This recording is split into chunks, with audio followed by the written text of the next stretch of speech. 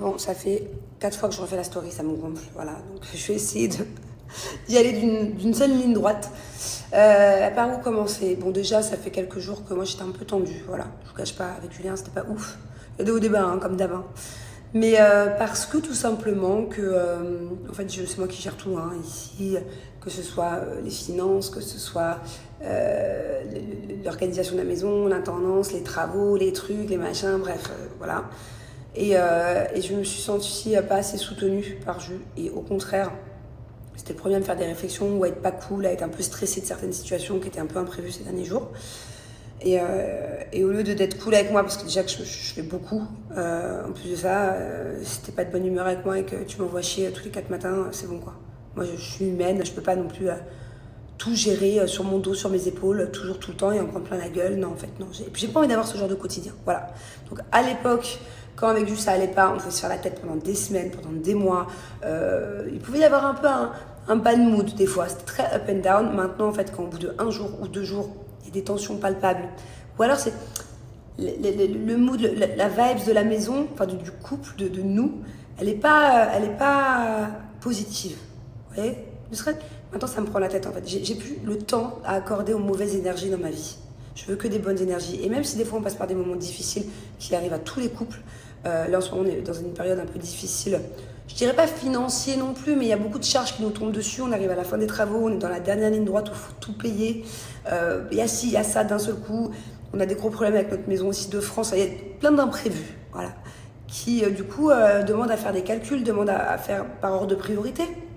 Voilà, donc du coup en fait j'ai assez de stress dans mon quotidien, je gère assez tout pour que mon mari, parce que des fois il est pas de bonne humeur pour X ou X raisons, me contamine avec sa mauvaise humeur et me mette dans une mauvaise énergie. Je suis hyper fière de moi parce qu'avant je pouvais rester comme ça pendant des semaines et des mois, c'est-à-dire qu'il y avait une mauvaise énergie entre nous deux, par exemple on était des fois dans des mauvaises périodes de couple, ça arrive, et je me laissais comme ça, à être pas forcément de bonne humeur toute la journée, ou être triste ou nette, et en fait ça je veux plus. Donc là ça faisait 2 jours que justement on était un peu dans un truc de bad mood. Genre, je sais pas, il était pas agréable avec moi, alors que je me décarcasse, que je fais tout. Pas agréable, tendu. Et ça m'a saoulée en fait.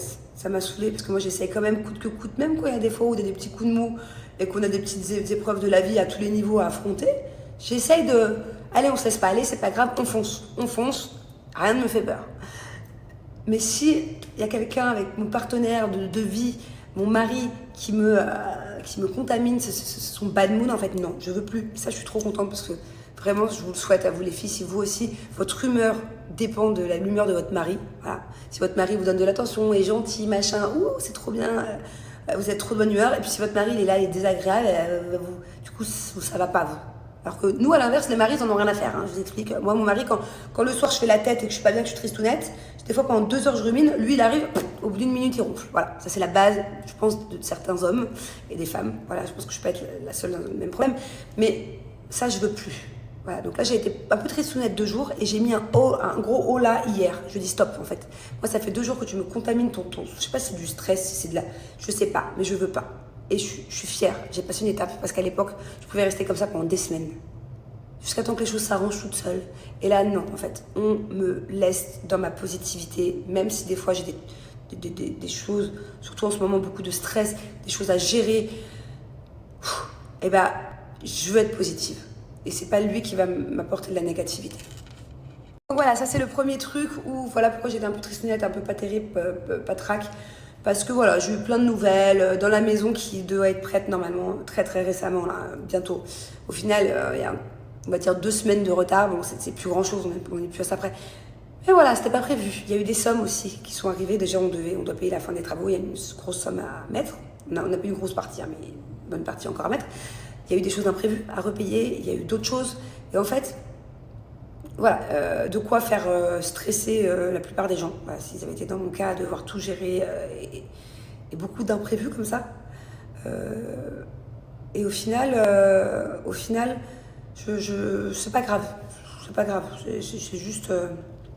C'est juste que j'aimerais que mon mari m'épaule, en fait, dans ces moments-là. C'est moi qui suis allée il y a 2 jours par les financiers, par les travaux encore pendant 3 heures dans un bureau, à tout calculer, à me mettre une tête comme ça, à parler de trucs de plomberie, d'électricité.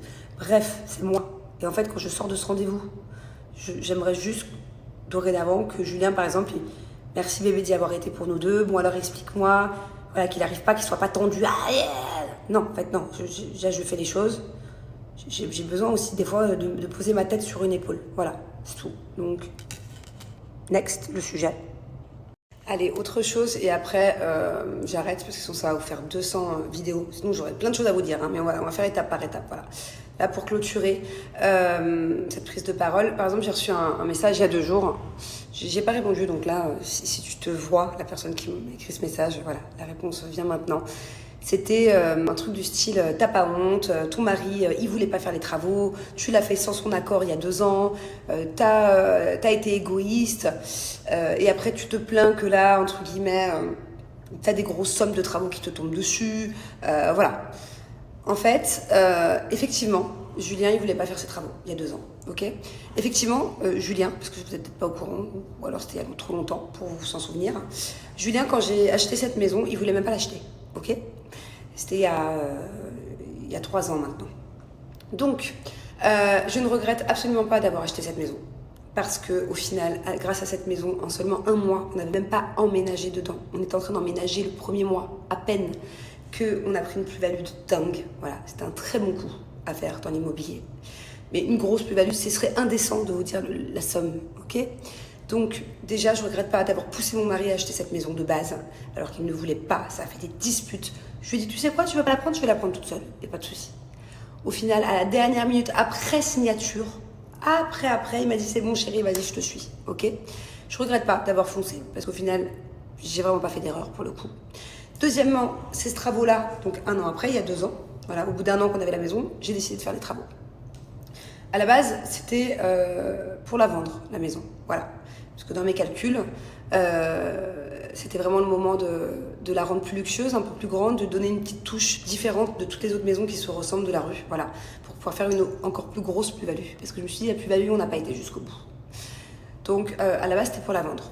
Finalement, on va emménager dans la maison, parce que Julien voulait absolument emménager dans cette maison et que pour l'instant, je vois pas trop ce qu'on pourrait trouver en équivalence si on la vend, c'est pour acheter quoi, pour faire quoi, enfin voilà, pour l'instant, on est un peu perdu.